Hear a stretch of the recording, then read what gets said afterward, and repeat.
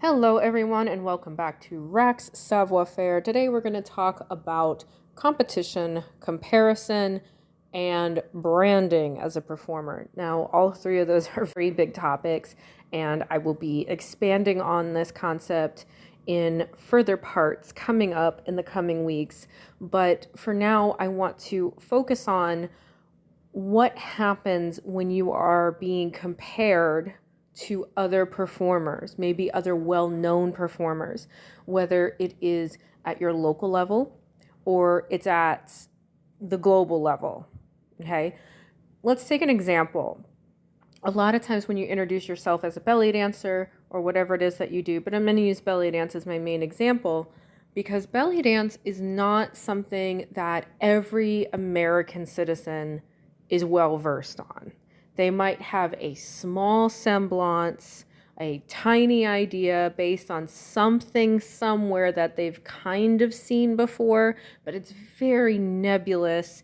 And most Americans, honestly, they don't even know where it comes from. They know that it's foreign. They know that there's sand involved, and that's kind of it. They really don't know the details of it. So it used to make me feel weird when I would tell people, oh, I'm a belly dancer. And they would say things like, oh, you mean like burlesque? Oh, you mean like Shakira? Oh, you mean like Rachel Bryce? And I kept thinking to myself, why am I always being compared to things that I am not? Of all the things to compare me to. Because in my mind, I'm thinking that someone may assume that, I don't know, I am something like Esmeralda, a sort of traveler, caravaner type figure maybe, or even a snake charmer, and some of the other stereotypes that I would think that would come to people's mind. And I was always so surprised when people would compare me to things that were so completely out there where I could see what they were saying, but it was hard to control the expression on my face. Let's put it that way. So what it comes down to is, like I said, usually when this happens, it's because the person that you're talking to has no other point of reference. And we are talking about branding. We're talking about an idea that has existed or has carried itself to where that has become the point of reference for people. Sometimes it is a stereotype. Sometimes it's a celebrity. Sometimes it's a very, very well-known company. Let's take for a silly example, almost an outdated example at this point. But when iPod first came out, that was the MP3 player. And everything after that was an off-brand iPod. It was an MP3 player, but it wasn't an iPod. But people would still do what? They would call it their iPod. Because that is the brand that established itself as being the most well-known. So in the Rachel Bryce example, when Rachel Bryce became extremely popular, or belly dance superstars became extremely popular, when Shakira came out shaking those hips, girl, and everybody started associating belly dance with that, those are the names that you're going to start hearing the most. As professional belly dancers, it can feel demeaning.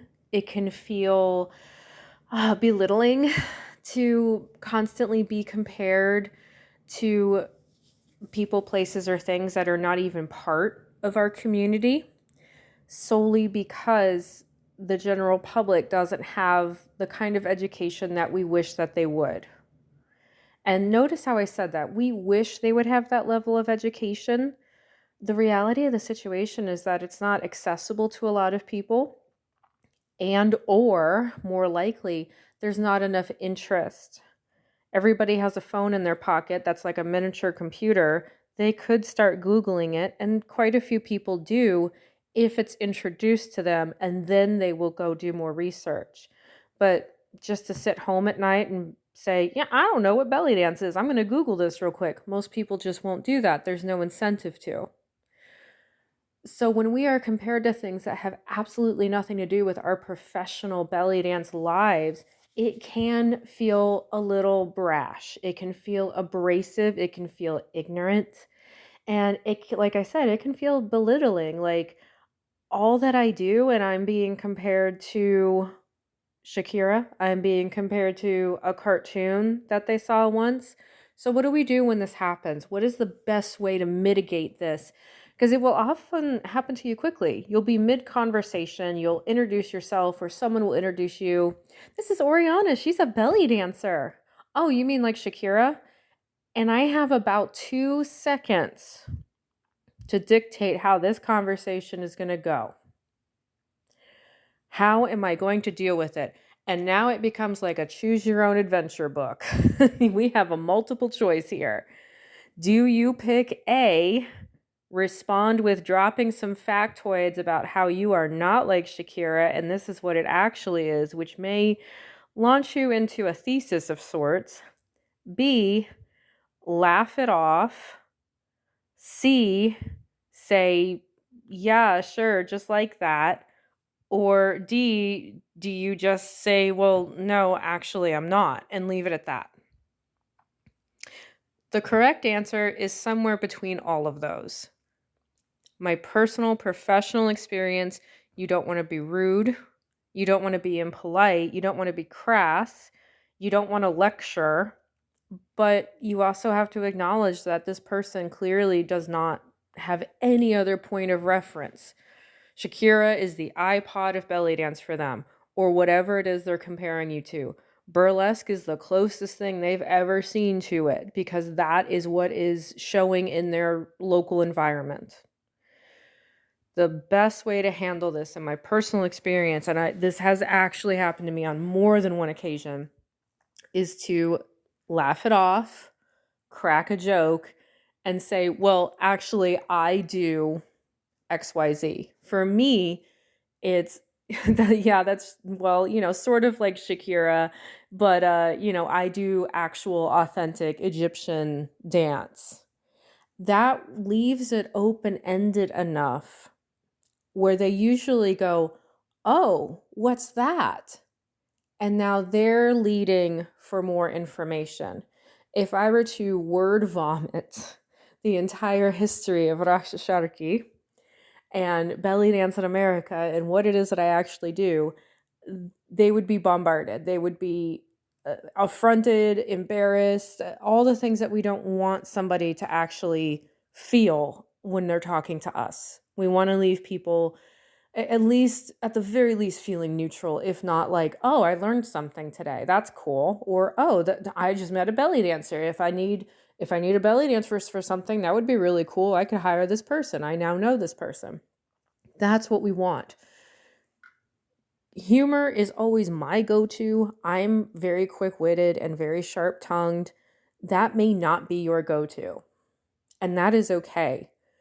Smile, maybe laugh a little, maybe say, oh, thank you, or, oh, yeah, I know what you mean, but I do this.